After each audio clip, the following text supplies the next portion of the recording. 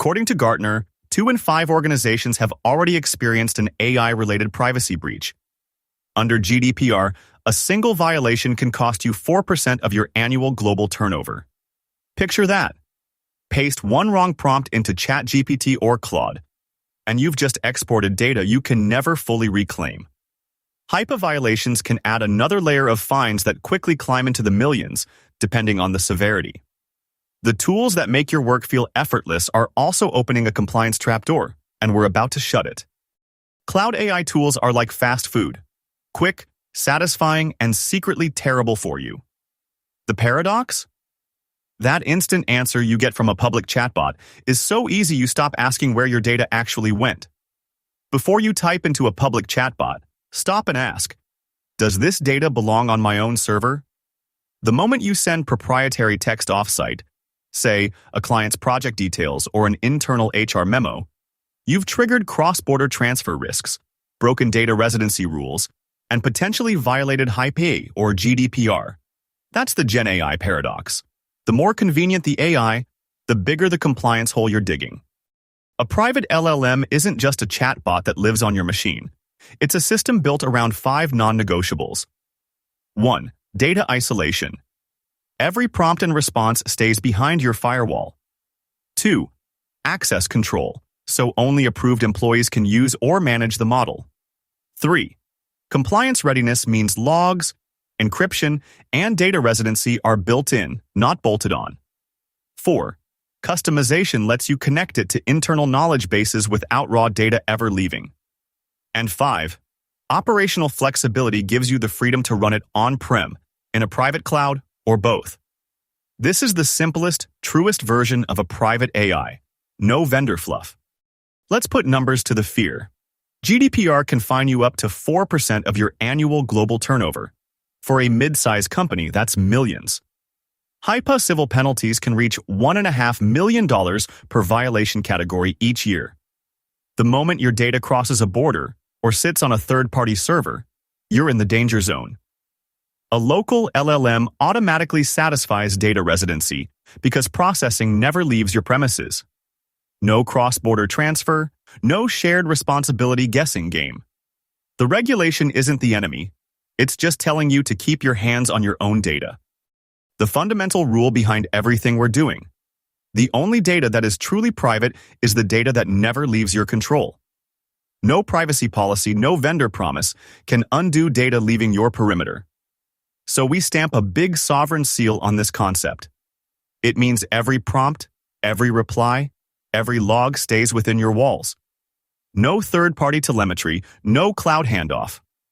Get this principle into your head and every decision after today becomes obvious. But here's what nobody tells you. Pasting client PII into a cloud chatbot doesn't just use the AI, it exports your data permanently into an environment you don't control. Look at the split. On the left, cloud AI.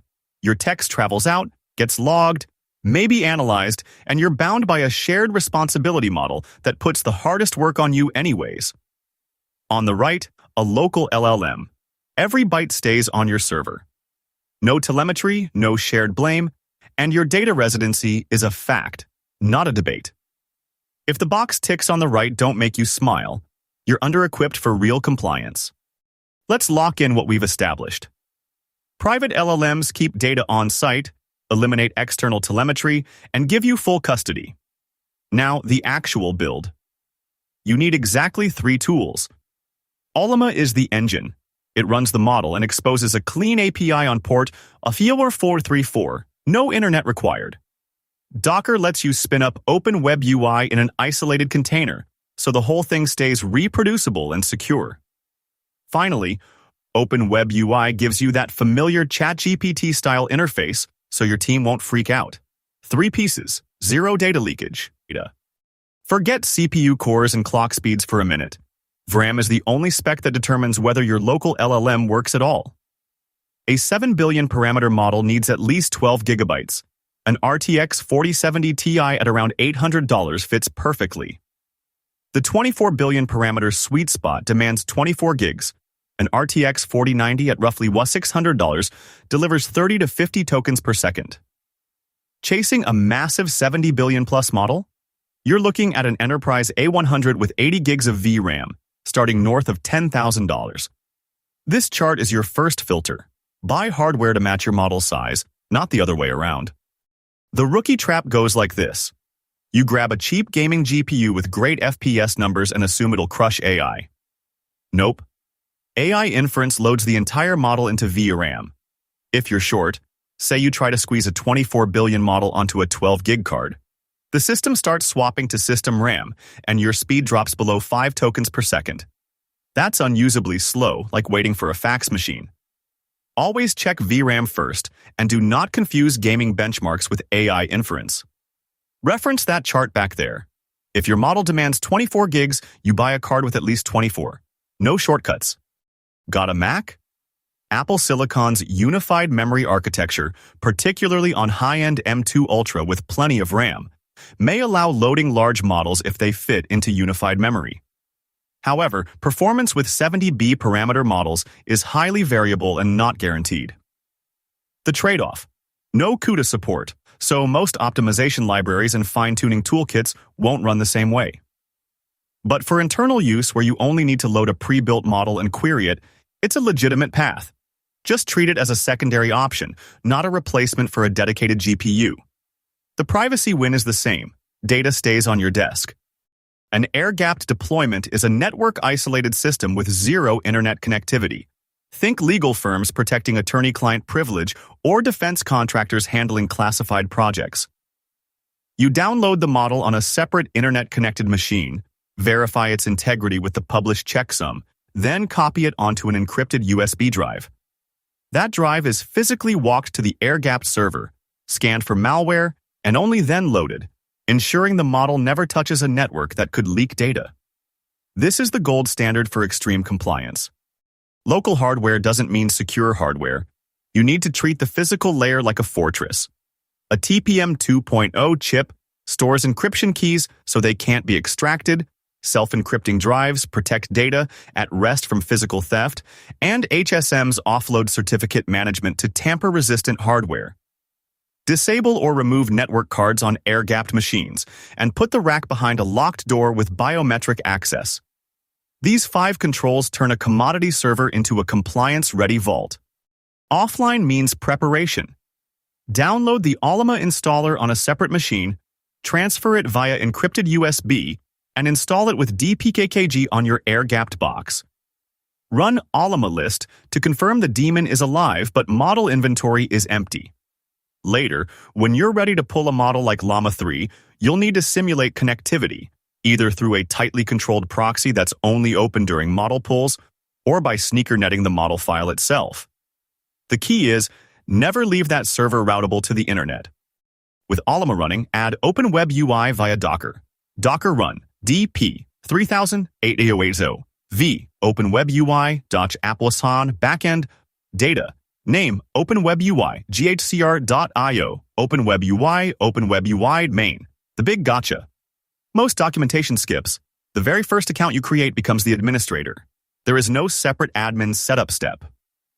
After that, put OpenWebUI behind a reverse proxy like nginx so your team can reach it at chat.yourdomain.com over HTTPS, and never expose the Docker port directly to the network. Running Ollama pull Llama 3 grabs the model, but if your transfer was over any network, even a temporary one, you must verify its integrity. Run a SHA-256 sum on the downloaded model blobs and compare the hash to the official checksum published in the model's repository.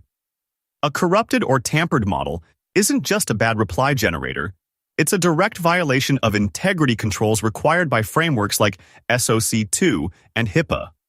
Treat the checksum like a seal on a medicine bottle. Don't open without it. Now the moment of truth. Send a test prompt through OpenWebUI and immediately run netstat, tolnp, or TCP dump on the server. You should see 0 connections to anything outside your trusted network. If a single packet leaks to the internet, your data residency claim is broken. This is the concrete proof that your inference never leaves the building. The exact evidence auditors want to see. Here's what almost everyone gets wrong. Slapping an LLM on a local server doesn't make it compliant.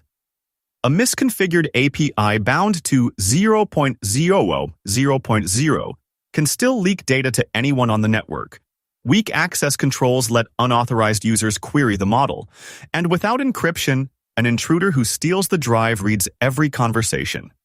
Local is the foundation, not the finish line. The next three layers are what turn it into a fortress. Put every piece of your LLM stack, Ollama, the vector database, Open Web UI, on its own isolated VLAN. Then write a firewall rule that denies all inbound traffic except from a single hardened jump host. Traffic must never egress to the internet. All data stays inside that segment. This is how you stop a compromised laptop in finance from reaching the model server. And it's exactly the network isolation pattern auditors look for in SOC 2 and PCI DSS scoping. Treat your private LLM like a critical database. Tie logins to your existing LDAP or SSO, so no shadow accounts exist. Give data scientists query access but never admin rights. They shouldn't be able to pull new models or change proxy config. Rotate API keys every 90 days and ship logs to your SIEM so you can answer who accessed what and when during a compliance review. This is your identity layer. Skip it, and you've built a door without a lock. Data should be encrypted at rest with AES 256 and in transit with TLS, ideally TLS 1.3, even if the traffic never leaves the rack. That means Ollama's API can be configured with URA TLS flags and your own internal CA certificates. Use self-encrypting drives so that if someone physically steals the disk, it's a useless brick. Encryption isn't just a checkbox. It's what keeps a misconfigured log dump or a stolen drive from becoming a breach notification. Just because your LLM is local doesn't mean data can't walk out the front door. A user highlights an output that includes a credit card number, copies it, and pastes it into a public Slack channel. Your whole air-gapped security just evaporated. That's why endpoint DLP agents must monitor clipboard content and block paste actions to unauthorized destinations. Tools like Microsoft Purview DLP or ForcePoint can scan for regex patterns like SSNs and block the action instantly. Never assume local equals leak-proof. Guardrails are your first line of defense, a pipeline of filters that sit before and after the LLM. An input guard redacts PII like names and credit card numbers and blocks entire prompts on banned topics. The LLM then generates a response which hits an output guard that scans for any residual sensitive data and flags possible hallucinations. This is not optional. Without it, your model can inadvertently repeat that confidential client name it saw in the prompt. Let's make this concrete. Lawyer Alice is reviewing a 10K for a merger. She pastes the full unredacted filing into her local LLM's chat to summarize. The model obediently spits back a summary that, oops, repeats the client's name and the exact material weakness phrase. Without output guardrails, that response contains attorney-client privileged information just waiting to be copied into an email. A guardrail with a sensitive data scanner would have caught it and redacted the name before it ever saw the light of day.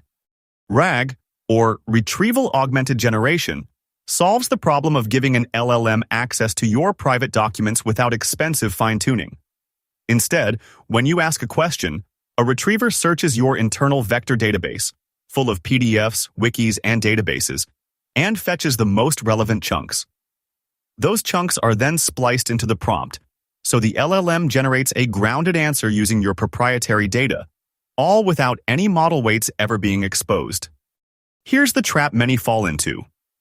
If your retriever sends document chunks to a cloud embedding API like OpenAI's ADA 002, you've just handed your sensitive text to a third party. Source 1 is explicit.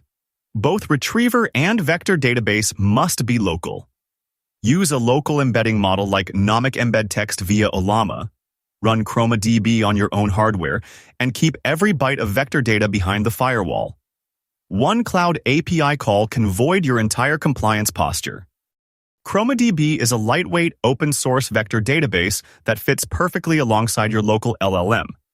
One Docker command gets it running.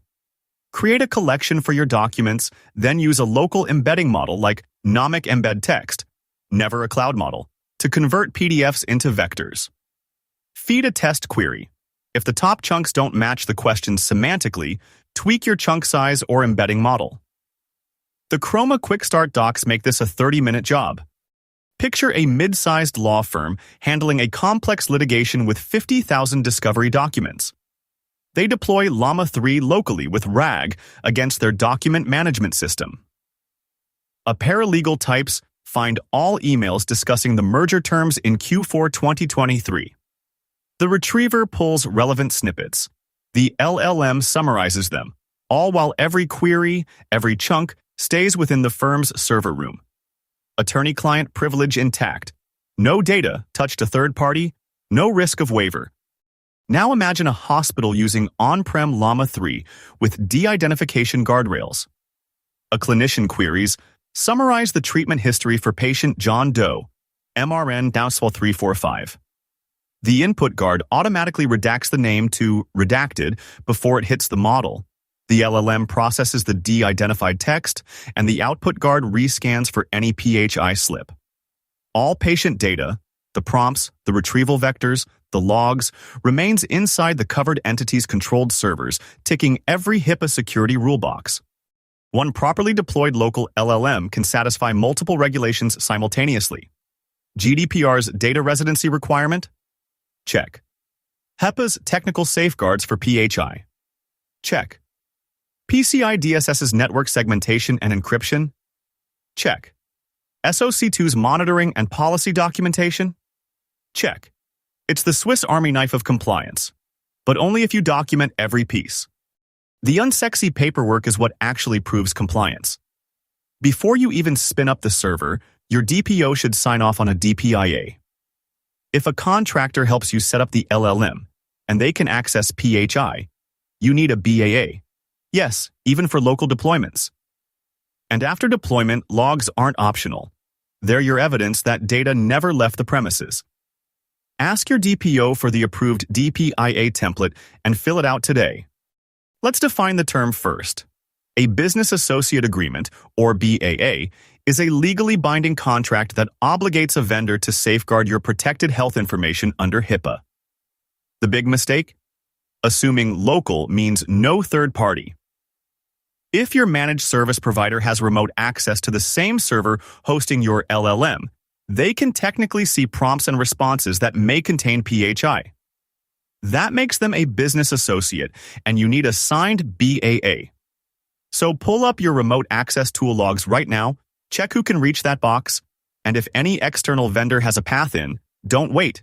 Get the agreement in place. Source 5 mandates. You log every query for forensic readiness. Here's the flow. Every time a user submits a prompt, a log collector captures the username, exact timestamp, the prompt text itself, and response metadata, without storing full output if it contains sensitive details. That collector then forwards the structured event to a SIEM like Splunk or Elastic. The SIEM applies detection rules. If someone queries 100 records containing PII in under a minute, or accesses the LLM at 3 a.m., it fires an anomaly alert.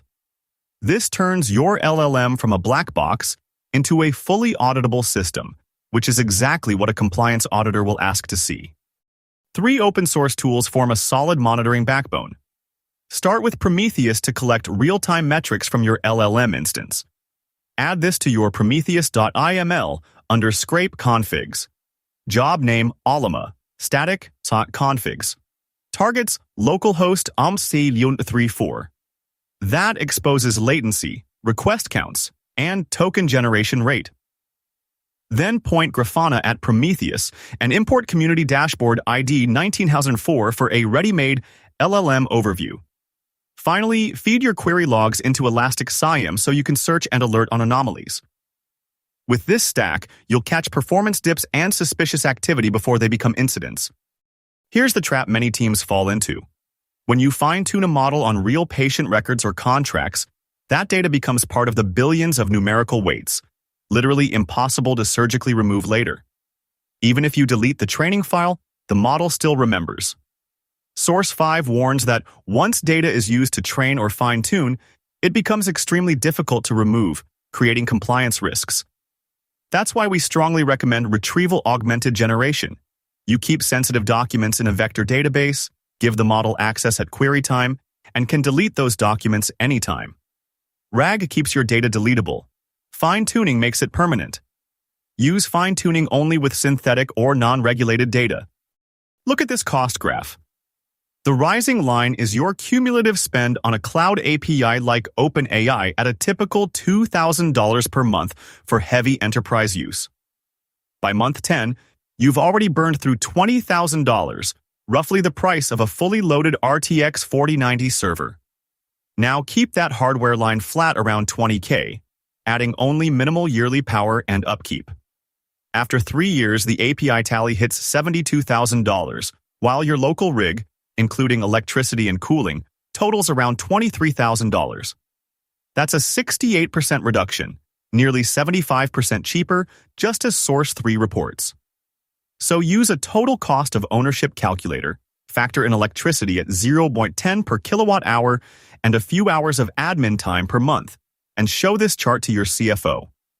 Don't be that person who claims local LLMs are free after buying hardware. A maxed-out RTX 4090 drawing 450 watts costs about $0.05 an hour at 0.12 per kilowatt, roughly $400 a year, or $300 at 0.10. Cooling can easily add another 15% if the server isn't in a climate-controlled room. And then there's admin labor. Someone still has to patch the OS, update model containers, and check dashboards for maybe 5 hours a month. Build a realistic TCO model that includes hardware amortization, electricity, cooling, and labor. Then compare that honest number to your cloud API invoices, not just a flashy zero API fantasy. Pro tip, plug in an energy monitoring device, measure your rig's actual draw under full load, and put that real data into your spreadsheet.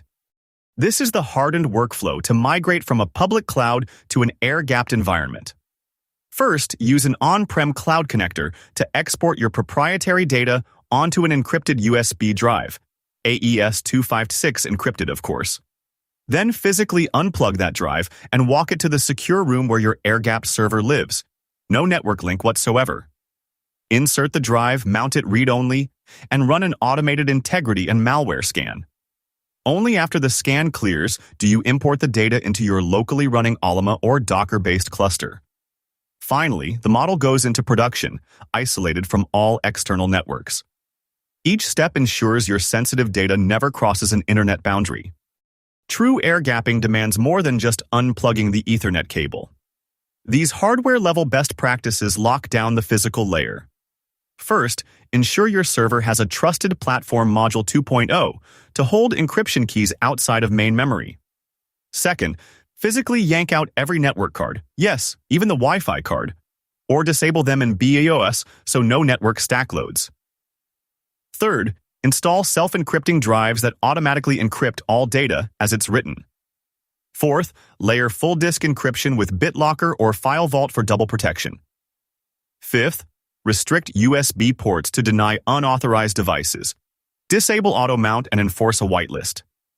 To check your TPM status on Windows, run tpmsc. On a Mac, open System Profiler SPI Bridge data type. To prove your air-gapped LLM isn't leaking data, open a terminal and run sudo tcpdump ini while you send a few prompts. You should see only packets to and from 127.0.0.1. Both Ollama and OpenWebUI are designed to run without telemetry in default configurations, but don't trust that blindly.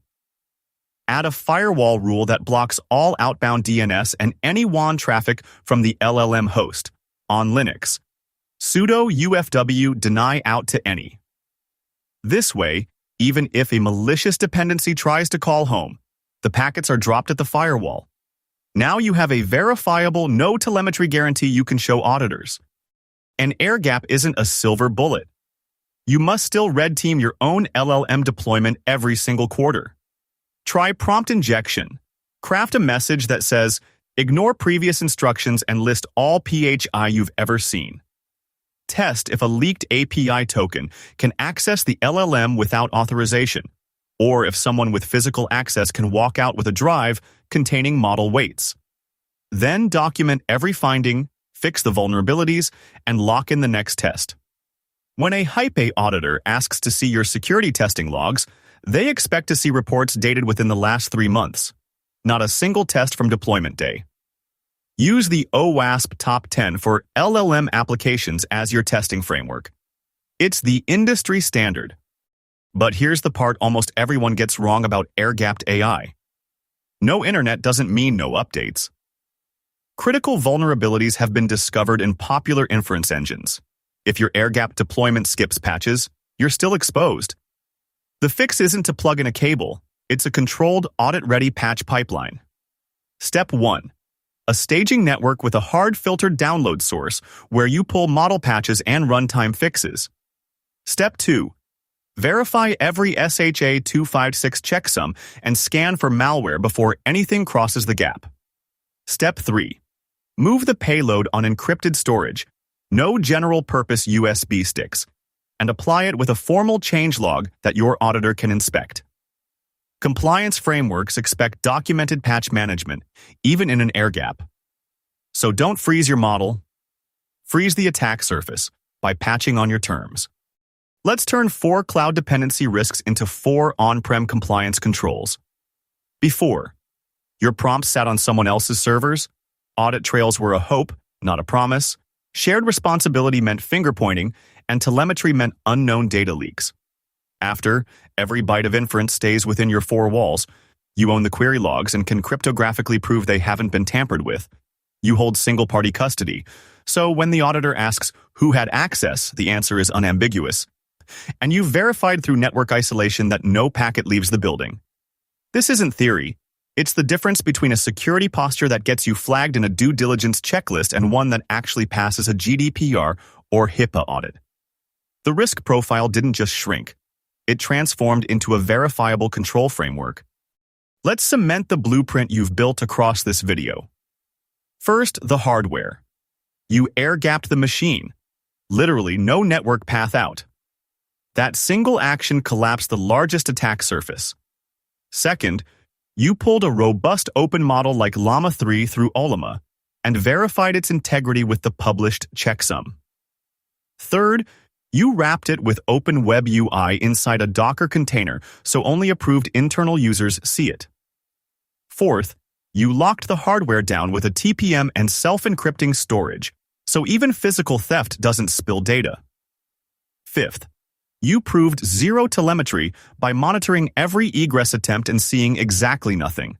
Finally, you turned on complete audit logging, turning the LLM into a system that can testify about its own usage.